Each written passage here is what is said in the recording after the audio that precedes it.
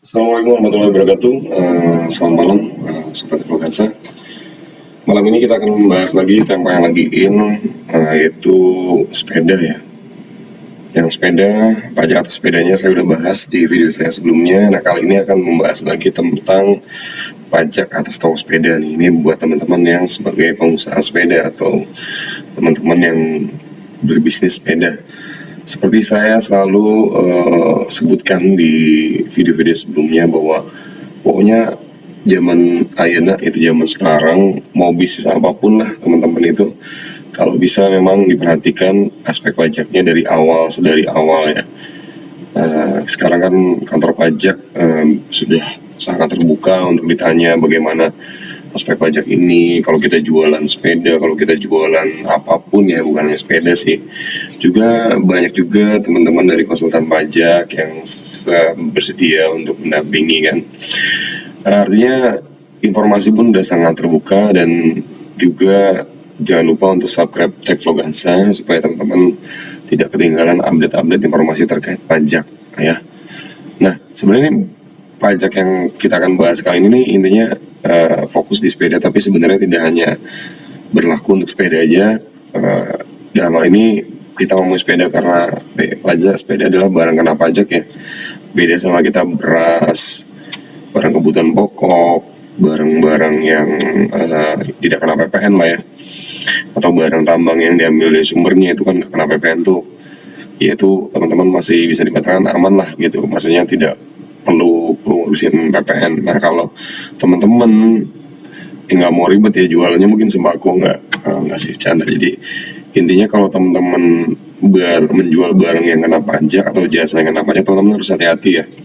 Teman-teman harus prepare dari awal, tanyain apa aja aspek-aspek pajak yang terkait di dalam, jangan sampai nanti kemudian hari baru menanyakan dan ada masalah. Itu menurut saya ada hal yang tidak efisien karena akan timbul denda segala macam. Jadi lebih baik dari dini, ibarat kata pepatah, lebih baik mencegah daripada mengobati. Oke, langsung aja simak apa aja sih aspek-aspek pajak yang terkait dengan sepeda ini. Pertama adalah aturan yang terkait ya, undang-undang PPN tentunya, karena tadi saya bilang bahwa sepeda ini adalah salah satu barang kena pajak, jadi otomatis adalah tunduk di bawah undang-undang PPN. Dan kemudian harus PPh-nya. Nah, PPh selalu ngikut, pokoknya selama insan di Indonesia atau wajib pajak di Indonesia atau subjek pajak Indonesia itu sudah memiliki kewajiban subjektif dan objektif terkait dengan menerima penghasilan, terkait sudah memperoleh penghasilan, maka ada konsekuensi pajaknya ya, disebut pajak penghasilan. Itu berlaku semua warga negara Indonesia, bahkan di dunia pun pasti ada namanya pajak penghasilan, kecuali mungkin di Arab, Saudi Arabia atau di daerah tertentu ya. Tapi sedikit sekali yang hampir semua negara menerapkan dua pajak ini, value added tax dan income tax, pajak penghasilan. Kemudian aturan terkait lainnya adalah PP 23, yaitu tentang UMKM ya, tentang pajak penghasilan atas perolehan bruto tertentu. Maksudnya gini, yang untuk 4,8 masih boleh pakai tarif yang omsetnya masih di bawah 4,8 miliar dalam setahun. Tahun sebelumnya masih boleh pakai tarif 0,5% itu ya.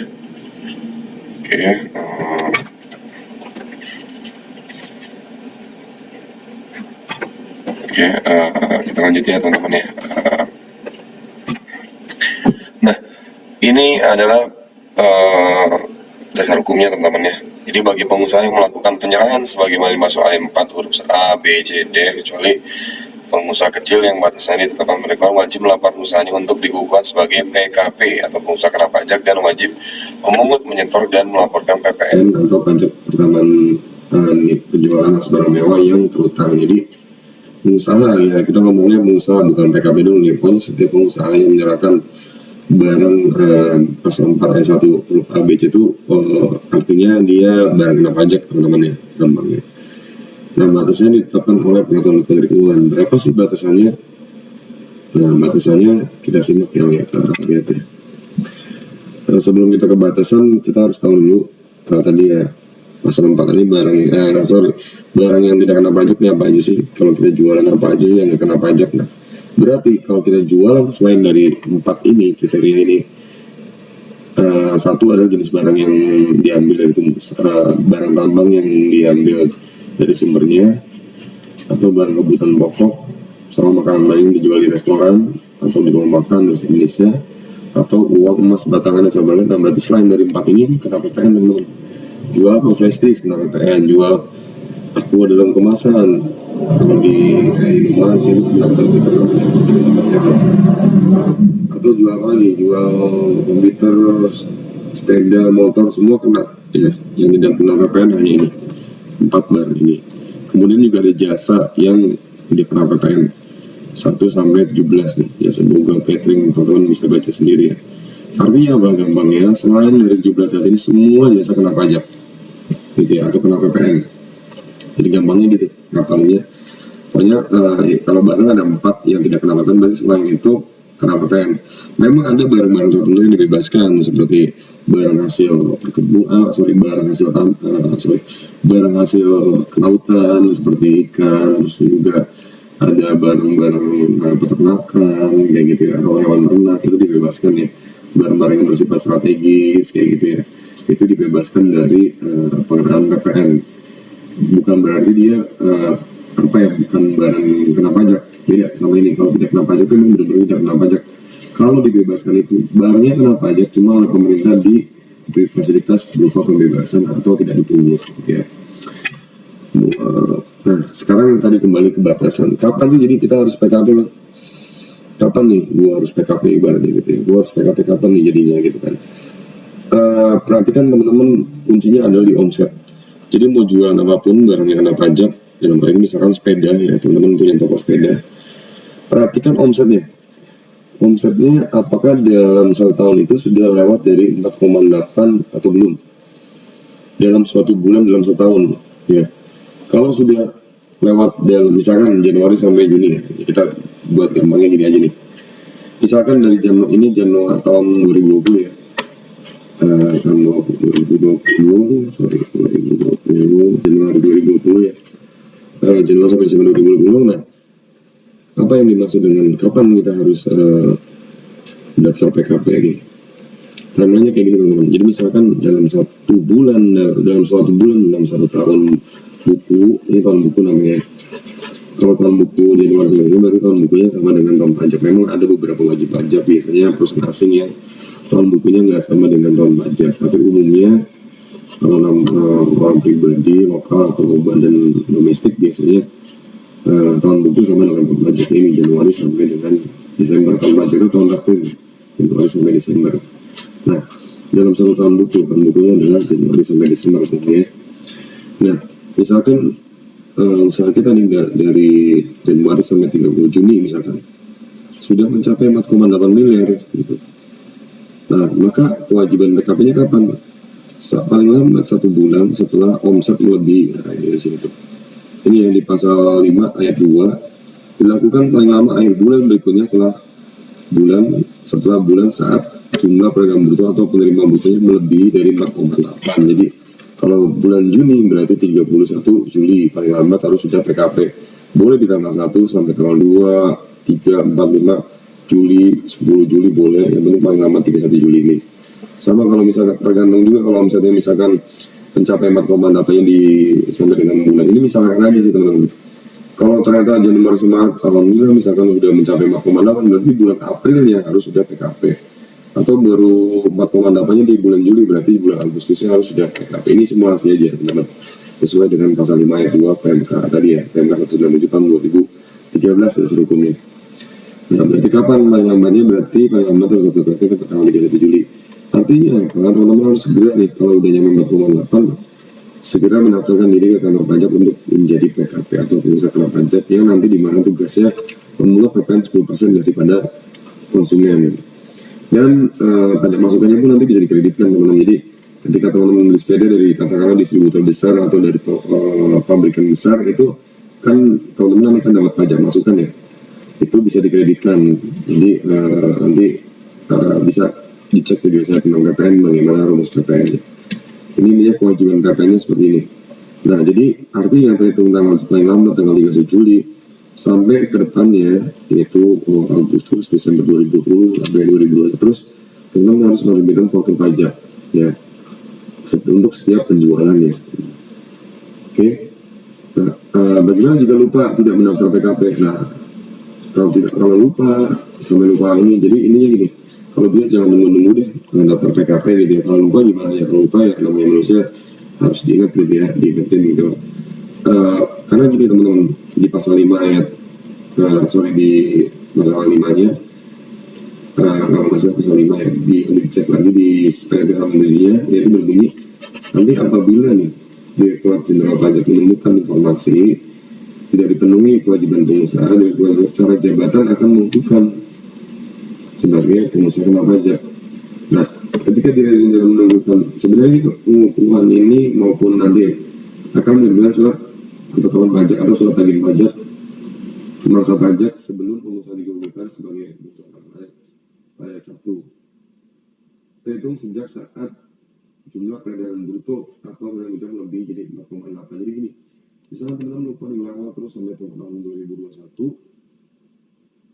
ternyata transaksi sampai Desember nih, sampai 2021 lah misalkan teman-teman lupa, atau sampai 2022 lupa nih kasihkan bisnis ya, lupa atau tidak ingat, sama aja lupa tidak ingat mendaftarkan diri dari sini nih.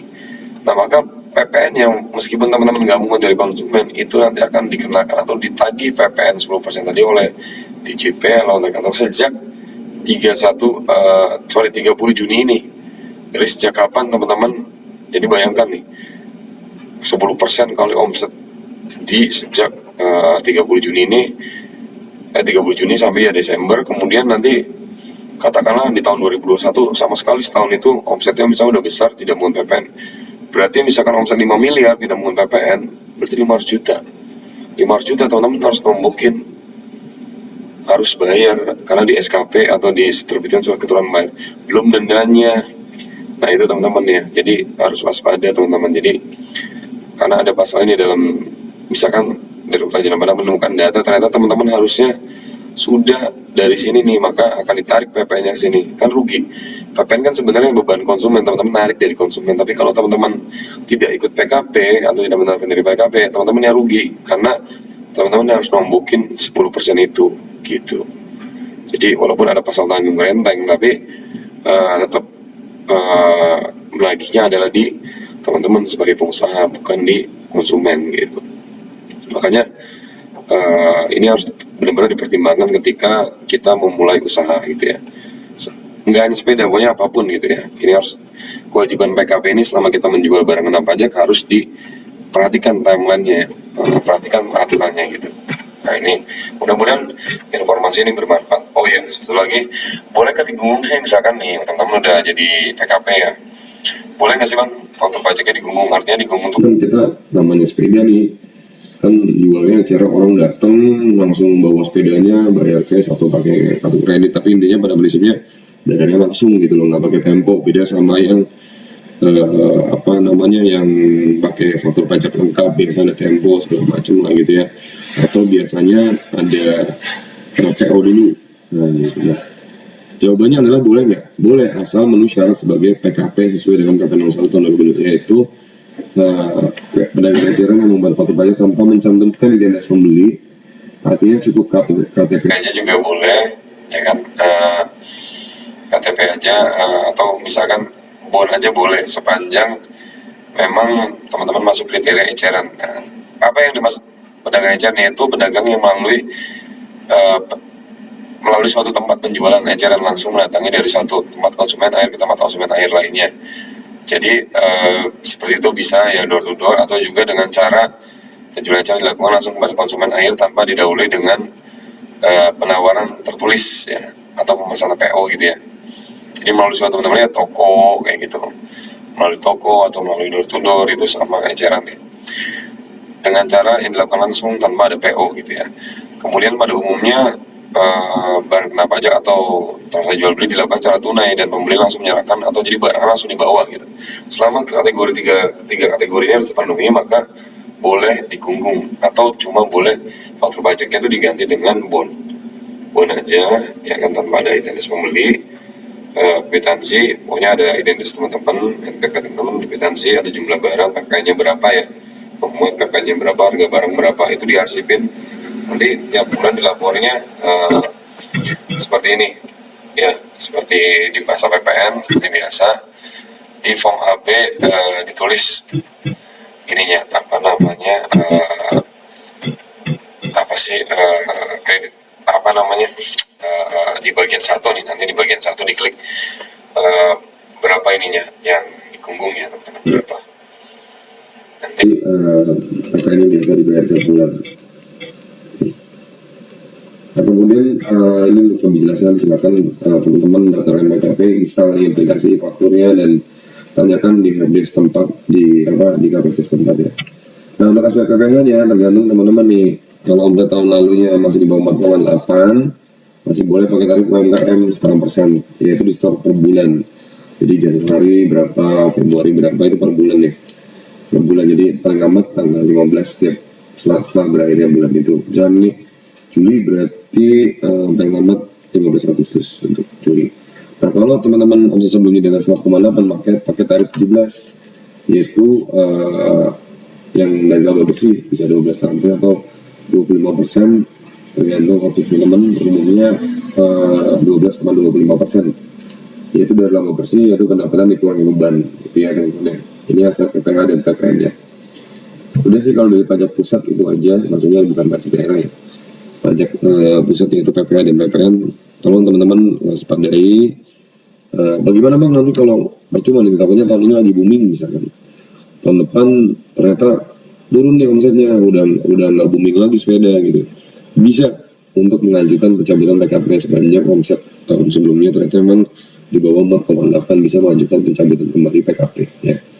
Jadi nggak usah khawatir teman-teman, semua ada aturan dan prosedurnya. Kalau memang sudah mencapai 4,8 daftar PKP biar teman-teman aman. Kalau nanti ternyata saat usahanya turun bisa mengajukan pencabutan PKP. Itu dulu informasi dan tips dari saya, mudah-mudahan bermanfaat. Kalau ada pertanyaan atau apapun diskusi silakan tulis di kolom komentar. Jangan lupa like, subscribe, dan komen ya. Assalamualaikum warahmatullahi wabarakatuh. Selamat malam.